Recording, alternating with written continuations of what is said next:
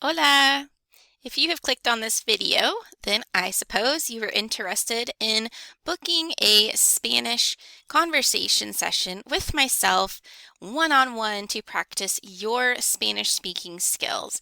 Now, I will say that speaking in Spanish in a spontaneous conversation, it's got to be the highest level skill, the most difficult to attain, because there is so much at play. You have to think on the fly, how do I conjugate this verb? How do I express what I'm trying to say? Frequently, what we do is think in English and try to translate as we go.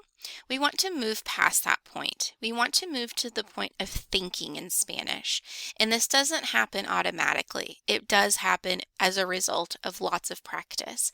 So let me show you how to book a session through TutorBird because you do have your own portal. So we'll get into that. Okay, so I've shoved myself in the corner. That way you can see my screen. Pardon all the open tabs. That's how it always is. So this is my view in TutorBird. Lily Smith is my daughter, so I can go ahead and get in here. And I have never enabled access to her portal because I'm her mom and I have the admin. But this way I actually can show you. Again, this is what I see on my side. But if I am enrolling you as a new student, then I click this button and it says Enroll Student Portal Access. Now it's got these little guys here. It's going to automatically fill them in, but this is what the email should look like. So how do you get into your TutorBird portal? Your student portal is accessible through an email. You actually will put in the email that you give me is where it's going to go. And then you will have a password set up link. You need to create your own password, whatever works for you. And as it says here, once you've done that, then you can check your lesson times, your notes, and yes, you can book on TutorBird. You will be able to access my calendar. So let me show you that from the perspective of a student right after this. Okay, so I went into my email off screen.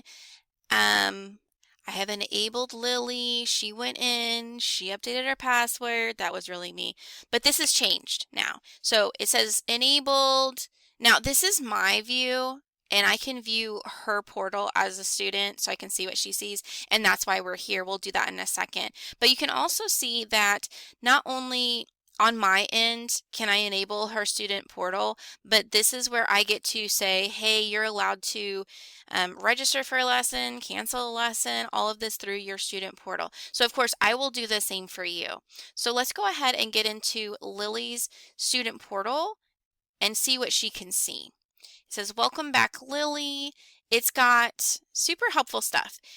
This is what you are scheduled to do this week. She has these classes. And then what are the recent notes? Well, I put the lesson plans in. Yes, I write real lesson plans, y'all. And then I put them in here. That way you can go back and look. And then the homework. So they really haven't been doing like a ton of homework, but here's the homework from the last class. Attendance, cool, but this is what we came in here for. Up here, right underneath the welcome back, your name, there is a little thing here with a button. So she has 2 lessons a week, but she can book more sessions. You just push this button and it brings you to my calendar. Okay, so tomorrow I have an informational meeting that's on there, but I'm recording this literally the week before my last week of teaching the student, like the kids in person. So these are the very last classes. Let's see. These are the conversation sessions that you can book. You may or may not see your class on here because I've hidden a lot of stuff. I don't want people being able to access personal information if they're not part of the class. So really these shouldn't be here.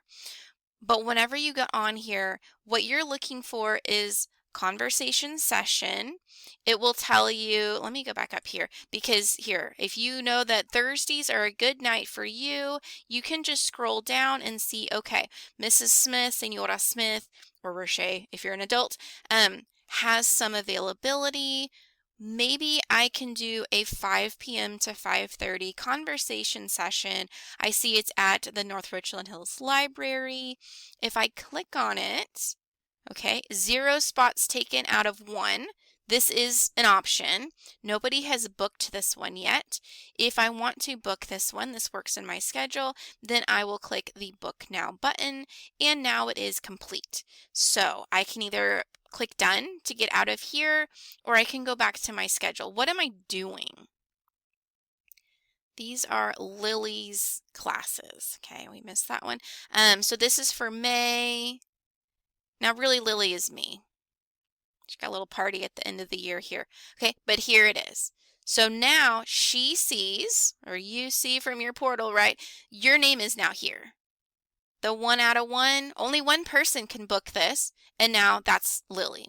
So when I go into my calendar, I will see this, that this has been booked.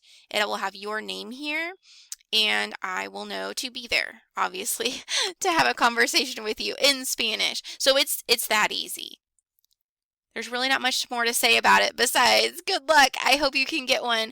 It's going to be really great. So the conversation sessions, the entire purpose is that for 30 minutes, which might feel like an eternity if you're a beginner, but it's going to be great. You will be able to come and we will literally just speak in Spanish the entire time. That is the goal. I mean, if you lapse into English, I'm going to try and get you back into Spanish. 30 minutes can accomplish a lot. And especially if you do this on a more regular basis, you are training your brain that when I see this lady, I need to be able to speak in Spanish. So I think this will be really great. And I really look forward to working with you in this context, one-on-one conversations. So thank you for watching the video. If you have any questions beyond this about this service, about how TutorBird works, don't hesitate to email me. I'll pop that on the screen here. But I want to say adios, and I look forward to working with you. Bye.